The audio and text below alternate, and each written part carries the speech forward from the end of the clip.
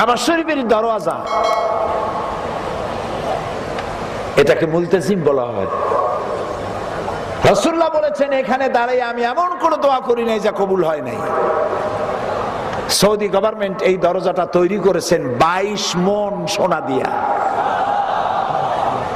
22 KG না, 22 মণ সোনা দিয়ে তৈরি করেছে। আল্লাহ আমাগো এত সোনা দিছে, আল্লাহর ঘরের দরজাটা সোনা দিয়ে বানাই দিয়ে। আমি প্রথম কাঠের দরজা দেখেছি এই বাংলাদেশ যখন স্বাধীন হয়।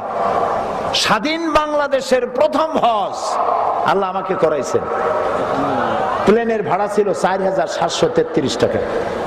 এখন এরকম ভাড়া হলে তো 14 গোষ্ঠী হজ করন যাইত, রিকশাওয়ালারা হজ করতে পারত। তো আল্লাহ রাব্বুল আলামিনের ঘরের মধ্যে প্রবেশের একটা মনস্কামনা আমার ছিল দীর্ঘদিন।